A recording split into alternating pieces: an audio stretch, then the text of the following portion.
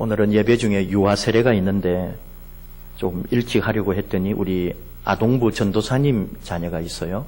지금 아동부가 예배 시간이라 전도사님 또 맡은 일이 있으니까 아직 못 내려오신 것 같습니다. 우리 설교 후에 유아 세례식 하도록 합시다. 지난달에 부활주일이 있었는데요. 참 많은 목사님들이나 우리 모든 성도님들이 가장 힘들고 어려운 부활절이었다. 목회 30년 만에 또는 신앙생활 수십 년 만에 그렇게 어렵고 힘든 부활절은 처음이었다. 그런 말들을 많이 했습니다.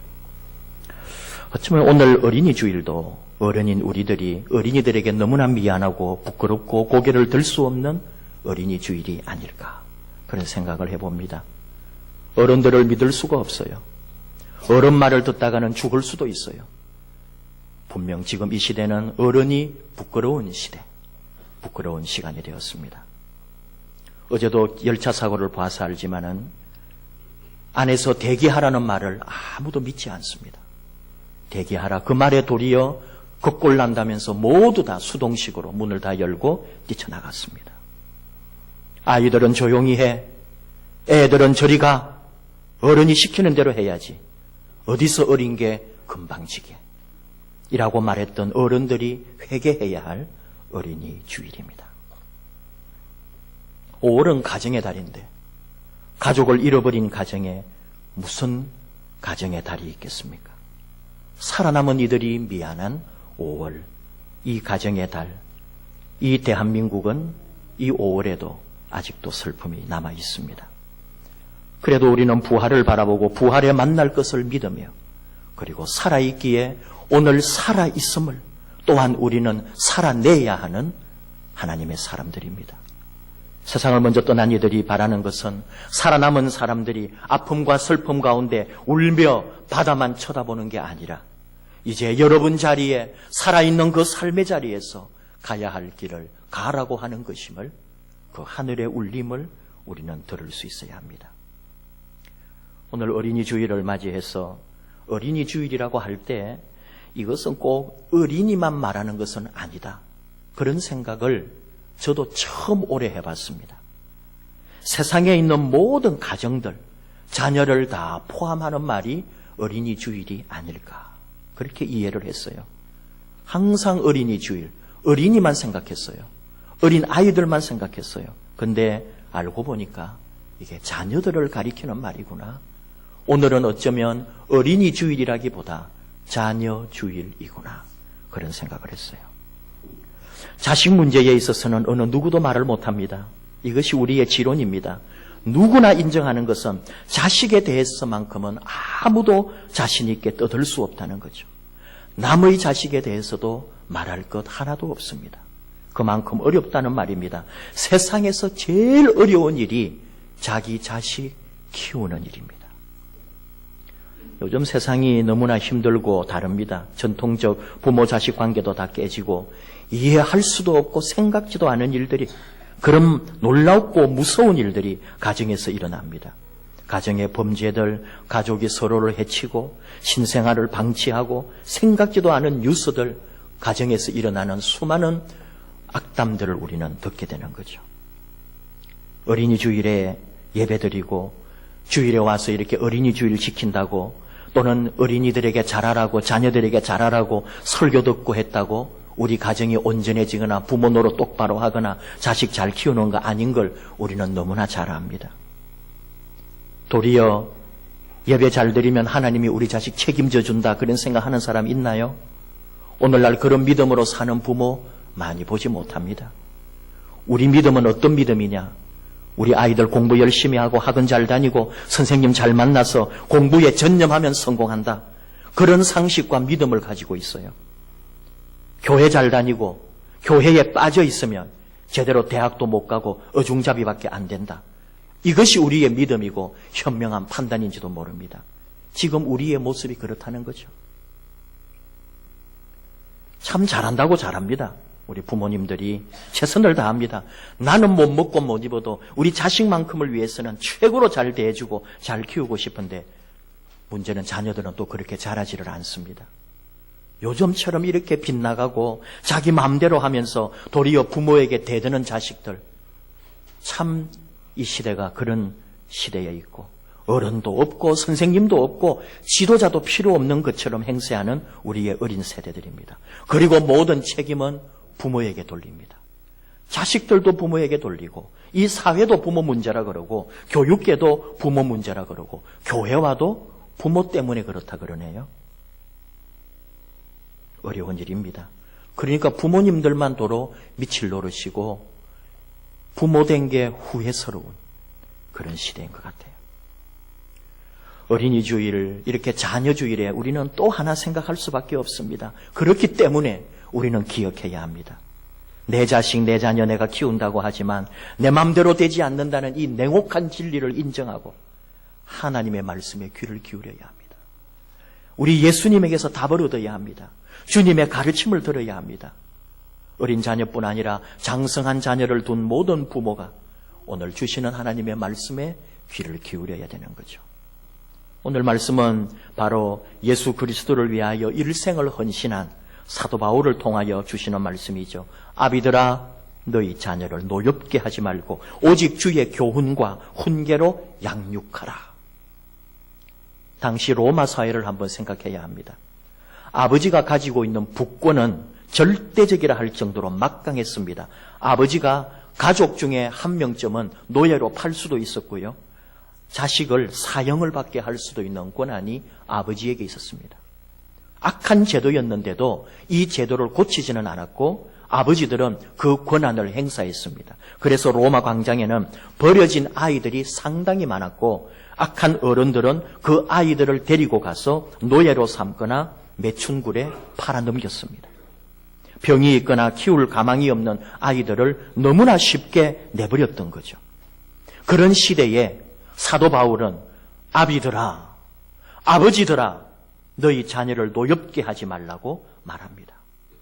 지금 자식을 팔아먹고 버리고 매춘굴에 팔아먹는 시대에 너희 자녀를 노엽게 하지 말라고 교훈하고 있는 이 성경의 진리, 사도 바울의 가르침, 그리스도인들의 영성과 삶이 얼마나 대단했는가 하는 것을 우리가 알아야 한다는 거죠. 좀 더 다르게 번역하면은 너희 자녀를 격분하게 하지 마라. 좀 더 쉽게 번역하면 너희 자녀를 화나게 하거나 서운하게 하지 말라. 이것입니다. 아버지가 자기 마음대로 하는 시대에 아버지들에게 너희 자녀를 노엽게 하지 말라고. 그때 그 당시 사람들이 이 말을 알아들었겠습니까? 아, 선생님, 바울 선생님, 명심하겠습니다. 순종하겠습니다. 그렇게 하겠습니다. 실제로는 그렇게 하지 않았다는 거죠. 그렇게 순종하지 않았다는 거죠. 이게 무슨 소리입니까? 우리가 듣고 배워온 오랫동안의 관습과 문화가 있는데 내 자식은 내 소유고 내 맘대로 하는 거지 어찌 부모가 자식을 노엽게 하지 말라? 자식이 부모를 노엽게 하지 않도록 해야지 말도 안 되는 소리를 한다고 비난받았다는 거죠. 그러나 사도 바울의 가르침은 초대교회의 가르침이었고 또 초대교회는 이 진리를 따라 걸어갔다는 거예요. 오늘 우리에게 적용을 하면 똑같습니다. 우리 부모에게 주는 말씀이죠. 부모라고 해서 지나친 권위를 사용하지 말라는 거예요. 아버지가 힘이 세다고 해서 육체적 힘으로 자식을 그 힘으로 누르지 말라는 거예요. 위치만 이 해석으로 보면은 돈이 있다고 해서 부모가 돈의 압력으로 자식에게 행사해서는 안 된다는 거예요. 너 이 말 듣지 않으면 돈 안 준다. 너 이 말 듣지 않으면 밥 안 준다. 너 이 말 듣지 않으면 안 사준다. 이런 식으로 자녀를 압박하거나 위협해서는 안 된다는 거예요. 말로, 욕설로 자녀를 노엽게 하는 것도 하나님의 뜻이 아닙니다. 부모는 자식에게 모든 것을 부족함 없이 채워주었는데 너희들이 뭐가 불만이냐고. 우리 부모는 자식에게 그렇게 말하지만 이것은 옳은 태도가 아니라고 가르칩니다. 부모의 잘못된 가치관, 부모의 잘못된 언어와 행동들, 부모의 거짓된 신앙생활, 자녀들이 다 보고 있습니다. 그런 가운데 아무리 힘으로 눌러도 어떤 교육적 효과도 없다는 거죠. 그러므로 부모는 자녀를 노엽게 해서는 안 됩니다. 이것이 하나님께서 바울을 통해 우리에게 주신 교훈입니다. 오늘 하나 더 사도 바울을 통해 우리에게 가르쳐 주는 게 있어요. 노엽게 하지 않는 것과 함께 오직 주의 교훈과 훈계로 양육하라고 가르칩니다. 교훈이라든지 훈계라든지 하는 말도 설명을 좀 하면은 복잡하고 길어요. 근데 여기서 중요한 것은 주님의 교훈이라는 거죠. 예수님의 교훈과 훈계, 예수님의 교육 방식대로 너희 자녀를 양육해라, 이 말입니다. 그러면은 예수님의 자녀 양육 방법이 무엇일까, 이거예요. 예수님의 삶과 교훈을 우리가 보아야 하는 거죠. 예수님은 어린 아이들을 사랑했습니다. 마태복음 18장 1절 이하에 그때의 제자들이 예수께 나와 이르되 천국에서는 누가 크니까? 예수께서 한 어린 아이를 불러 그들 가운데 세우시고 이르시되 진실로 너희에게 이르노니 너희가 돌이켜 어린 아이들과 같이 되지 아니하면 결단코 천국에 들어가지 못하리라. 그러므로 누구든지 이 어린 아이와 같이 자기를 낮추는 사람이 천국에서 큰 자니라. 그렇게 가르쳤습니다. 마태복음 19장 13절에도 그때의 사람들이 예수께서 안수하여 기도해 주심을 바라고 어린 아이들을 데리고 올 때 제자들은 꾸짖었지만 예수님은 말씀하죠. 이런 아이들이 어린 아이들을 용납하고 내게 오는 것을 금하지 말라. 천국이 이런 사람의 것이니라 하고는 안수해 주고 기도해 주었습니다. 예수님에 대한 우리의 생각, 예수님이 어린이에 대한 생각, 그것은 너무나 분명해요. 예수님은 어린 아이들, 자녀들을 한 인격체로 인정했고 사랑했습니다. 로마 시대나 예수님 시대, 요 유대 사회도 마찬가지로 자식은 아버지 소유고 특히 어린이는 아직까지 사람으로도 취급하지 않았거든요. 사람 숫자에도 세지도 않았습니다. 그만큼 어린 아이들은 무시당했고 아무런 그 인격으로 존중받지 못했어요. 그런데 예수님은 그 어린 아이에게서도 한 영혼을 보았고 또 하늘나라의 한 백성인 것을 인정했고 그 생명, 한 생명의 가치를 인정해 준 우리 예수님. 자녀들에 대한 사랑과 존중감, 이것이 바로 우리 부모에게, 우리 어른들에게 필요하다. 우리 예수님을 통해 우리가 배우는 거예요. 근데 예수님에게서 이 자녀를 사랑하고 아끼고 한 인격체로 어린이를 본다는 것은 우리가 너무나 많이 아는 사실인데 오늘 하나 더 우리가 생각을 합니다. 예수님께서 우리에게 보여주신 모습 가운데 우리가 하나를 배우는 거예요. 그게 바로 하브루타입니다. 여러분도 하브루타라는 말을 들어보셨는지 모르겠습니다. 혹 우리 교사들이나 교육계에 계신 분들은 들었는지 모르겠어요. 저도 아직 이 하브루타를 잘 모릅니다. 그저 지금 책을 읽고 있고 배우는 과정에 있는데 올해 3월에 처음으로 이 하브루타를 접했습니다. 하브루타는 뭐냐 하면은 짝을 지어 질문하고 대화하고 토론하고 논쟁하는 것입니다. 유대인의 교육 방식이에요. 오늘날 유대인의 우수성을 이야기할 때 유대인이 왜 세계를 이끌어가는 세계적 리더들이 많은가? 바로 이 하브루타 때문에 어릴 때부터 가정, 학교, 사회 전반에서 이 하브루타를 생활화하기 때문에 그렇다고 학자들이 연구한 결과를 발표하고 있어요. 여러분도 아시는 우리가 흔히 말하는 IQ, 지능지수가 있습니다. 조사방법이나 연구기관에 따라 다르지만은 세계에서 IQ가 제일 높은 민족이라 그럴까요? 사람들이 누구였냐 하면은 옛날에 홍콩이 반환되기 전에 독자적 홍콩이라고 하는 그 나라를 만들고 있을 때에 홍콩이 전 세계에서 제일 머리 좋은 사람들로 평가받았어요. 그 다음이 어디냐? 세계 2위가 우리 한국 사람이에요. 그런데 지금은 홍콩이 이게 중국에 반환되고 사람들 다 떠나고요. 굉장히 변화가 많기 때문에. 그리고 홍콩이 따로 하나의 나라가 아니잖아요. 실제적으로 보면은 우리나라가 전 세계에서 머리가 제일 좋은 민족인 것은 객관적으로 나와 있습니다. 근데 그렇게 머리 좋은 우리나라 사람들, 우리 흔히 비판하기를 그렇게 어릴 때 또는 초등학교, 중학교 때는 세계 최고의 실력을 자랑하는데 이런 인재들이 고등학교 가고 대학 가면은 전부 소리 소문 없이 보통으로 변해버리는 거예요. 근데 유대인들은 여러분 그들의 지능지수는 어느 정도일까요? 우리가 세계 1등, 2등일 이 지능지수가 유대인은 세계 45위입니다. 근데 이들은 가면 갈수록 나중에 세계 1위가 돼버리는 거예요. 제일 우리가 자주 말하는 노벨상의 30%를 유대인이 휩쓸고 하버드 대학의 30%가 유대계입니다. 왜? 무엇이 유대인들은 그렇게 만드냐 이거죠. 그냥 지수로 볼 때는 초등학교, 중학교 시절에는 세계 45인데 이들은 왜 크면 클수록 세계 1위가 되어가고 세계를 지배하고 다스리는 사람들이 됐느냐? 무엇이냐? 하브루타 때문이다 하는 거예요. 이 하브루타가 뭐냐 하는 거죠. 예수님에게서 이 하브루타의 전통을 볼 수가 있습니다. 그걸 저는 예수님 12살 때 이 예루살렘에 올라가 가지고 성전에서 사람들과 대화하는 장면에서 찾았어요. 지금까지 제가 보고 있는 책들 중에는 이거는 아직까지 말한 사람이 없어요. 제가 지금 발견한 거예요. 예수님 12살 때 부모님 따라 예루살렘에 성지순례 가잖아요. 돌아갈 때 부모님 먼저 내려가고 자기는 성전에 있다가 나중에 부모님 찾아오는 장면이 있죠. 누가복음 2장 46절 이하에 사흘 후에 이 부모들이 성전에서 만난 적 그가 선생들 중에 앉아서 그들에게 듣기도 하시며 묻기도 하시니 듣는 자가 다 그 지혜와 대답을 놀랍게 여기더라. 저는 이게 바로 하브루타라고 생각합니다. 예수님만 볼 게 아니에요. 거기 선생님들 보십시오. 율법사도 있을 것이고 아마 제사장 계열의 어떤 사람들이 거기 있을 거예요. 그런데 이 12살짜리 아이하고 그 사람들이 지금 토론하고 얘기하고 대화하고 질문하고 답하고 논쟁하고 있는 거예요. 그 말을 들어주고 있는 그 어른들을 보라는 거예요. 이게 유대교입니다. 유대 정신입니다. 자녀 교육이고 학교 교육이고 성전 교육이고 회당 교육이고 랍비 교육이라는 거예요. 이것이 바로 유대인을 오늘 전 세계에서 가장 위대하게 만들었다.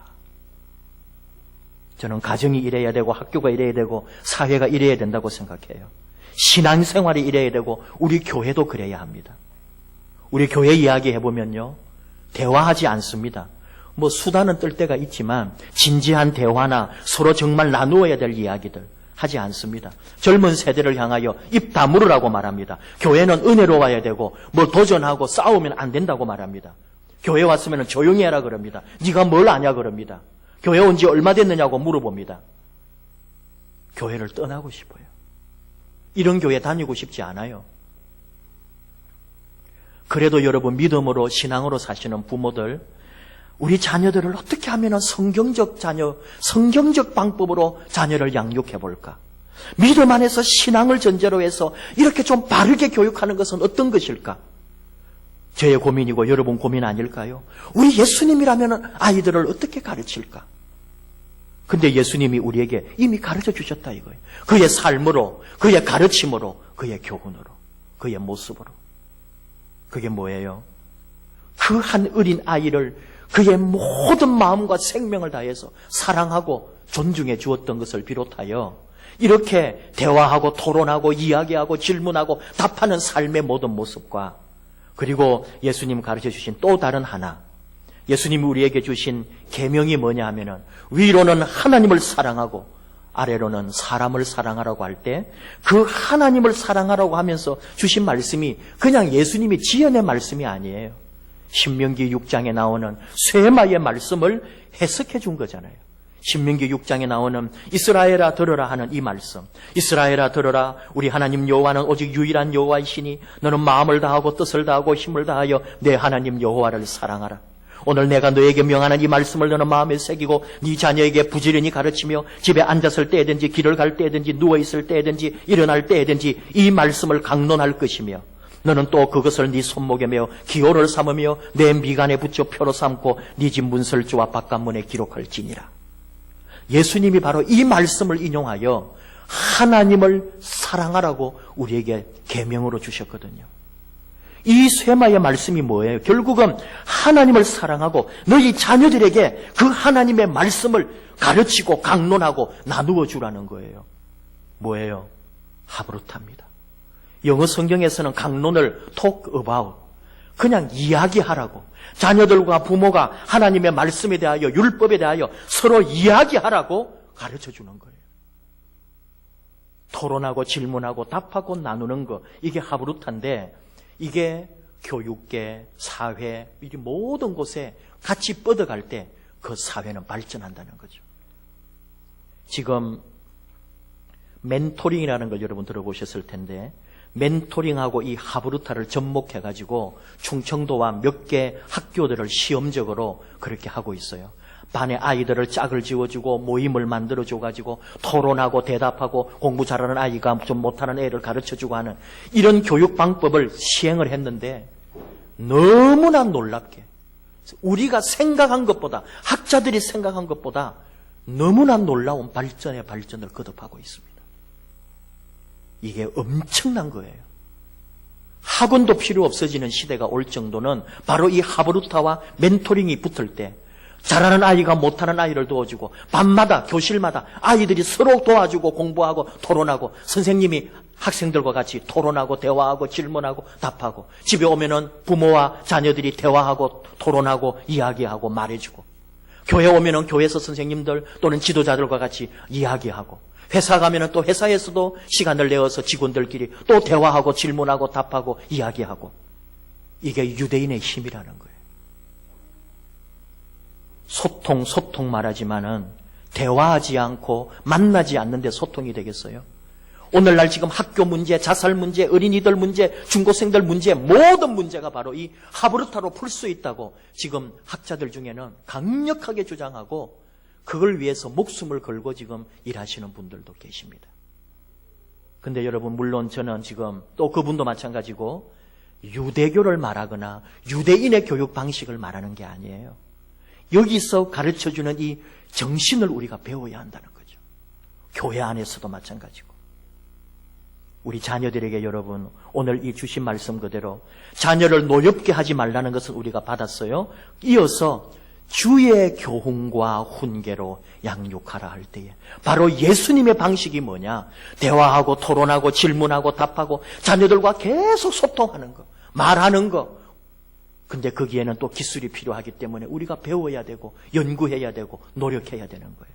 그것이 교회에서도 목사에게 성도들이 질문하고 대답하고 함께하고 공부하고, 또는 장로님들에게 우리 교회를 이렇게 어떻게 바꾸어가고 변화시키는 거 어떻게 해야 됩니까? 또는 모임에서도 끊임없이 대화하고 말하고 나누고 하는, 이것이 계속되는 거죠. 처음 오신 분들과 오래되신 분들이 새로운 눈으로 새로운 각도로 교회를 보고 이야기하고 나누고. 논쟁도 있어요. 논쟁은 뭐예요? 다툼이라니까요. 서로 의견이 맞지 않아서 얼굴을 붉히면서 다투고, 그러나 또 마지막에는 결론에 도달하여 좋은 열매를 맺어가는, 이것이 바로 하브루타의 정신이고, 이것이 사회를 살리고 가정을 살리고 교회를 살리는 지혜로운 길이 될 수 있다는 거죠. 결국 저는 또 교회로 돌아옵니다. 교회 안에서 우리가 더 많이 이야기하고 더 많이 소통하고, 교회 오면은 어쩌면 여러분 조용히 1시간 동안 침묵으로 예배드리는 것보다 예배 후에 함께 소통하고 대화하고 나누고 질문하는 이 시간이 얼마나 귀한지, 그것도 반드시 기억해야 합니다. 그것이 나아가서 결국 여러분 가정에 가면은 어린 자녀, 장성한 자녀, 가족을 이룬 자녀들 다 모여서 가족 간에 서로 소통하고 이야기하고 나누고 하는 이 모든 것이 이어지는 거죠. 하나 더 생각을 합니다. 어린이 주일이고 자녀 주일이라고 할 때에 또 하나만 더 생각해 보면은, 그 육신적인 어린이뿐만 아니라 우리 교회 안에는 믿음이나 인격에 있어서 아직까지 초보자 또는 부족하고 어린 사람도 있다는 거예요. 믿음이 어린 사람, 또는 삶의 배경에서 여러 가지 인격적으로 아직 부족하고 연단이 덜 된 분도 있습니다. 그래서 말이나 삶이나 생각에서 나와 맞지 않을 수도 있고, 누군가를 상처 줄 수도 있고, 또 누군가에게 실수할 수도 있어요. 그러기에 우리는 그것까지도 어린이를 대하는 오늘 예수님의 교훈처럼 어린 사람, 마음이나 생각이나 또는 관점이나 인격이 어린 사람을 대하는 우리의 태도도 그와 같이 그 한 사람을 인격체로, 그 한 사람을 믿음의 사람으로, 그 한 사람을 함께 주님의 나라를 위하여 가는 동력자로 여기고, 그렇게 인격으로 대하고 사랑하고 섬겨주고 존중해주는 모습이 필요하다. 여기까지 가는 것이 우리가 어린이 주의를 지키고 자녀 주의를 생각하는 더 풍성한 또 성숙한 믿음의 모습이 아닐까. 그런 교회가 제대로 된 교회가 아닐까. 마땅히 그런 줄 압니다. 저와 여러분 이미 자녀를 다 키웠지만 또 그 밑에 자녀가 또 자라납니다. 예수님 자세, 그 한 인격체를 끊임없이 사랑하고 가까이 하고 소통하고 그리고는 대화하고 질문하고 답하고 함께 나누는 그 삶. 이것만이 우리도 변하고 우리 자녀를 더 성숙하게 만들어내고 교육이 살고 사회가 살고 민족이 산다는 것. 우리 교회 마찬가지예요. 이야기하고 질문하고 물어보고 답하고 또는 어떤 때는 언짢은 일도 있다 할지라도 그러나 또 토론을 통해서 결론을 도출해내고 아름다운 열매를 맺는 우리 모든 삶에 이런 것들이 뿌리가 되고 바탕이 되는 그런 사회를 꿈꾸고 교회를 꿈꾸고 가정을 꿈꾸고 저와 여러분이 이런 것에 대하여 더 공유하기를 원합니다. 더 멋진 삶, 하나님이 기뻐하시는 삶, 우리 인생이 더 풍성해지는 삶, 우리 자녀들을 더 행복하게 바꾸는 미래가 바로 예수님의 교육 방식, 또 유대인들이 우리에게 준 하브루타의 이 귀한 교육이 있다는 것을 생각하고 믿음 안에서 더 굳세게 나아가는 저와 여러분 되기 원합니다. 기도하십시다. 하나님 감사합니다. 주신 말씀을 듣습니다. 사도 바울을 통하여 주시는 우리 하나님의 말씀. 아비들아 너희 자녀를 노엽게 하지 말라고 오직 주의 교훈과 훈계로 양육하라고 하시는 말씀을 듣습니다. 사랑하고 한 인격체로 대하고 그리고 질문하고 답하고 토론하고 논쟁하여 더 아름다운 삶으로 더 성숙하는 삶으로 우리 자녀를 키워주고 또 이끌어주고 도와주는 저희들이 되게 하여 주시옵소서. 우리 교회 안에서도 함께 이야기 나누고 토론하고 더 발전적 교회를, 더 미래제, 더 아름다운 교회를 위하여 함께 나아가는 교회가 되도록 저희들 우리 하나님 인도해 주시옵소서. 교회에서 만나는 아직 연약한 이들을 세워주고 도와주고 함께하고 사랑하고 존중하는 성숙한 믿음의 모습으로 나아가는 우리 모든 성도들 되게 하여 주옵소서. 예수님 이름으로 기도하옵나이다. 아멘.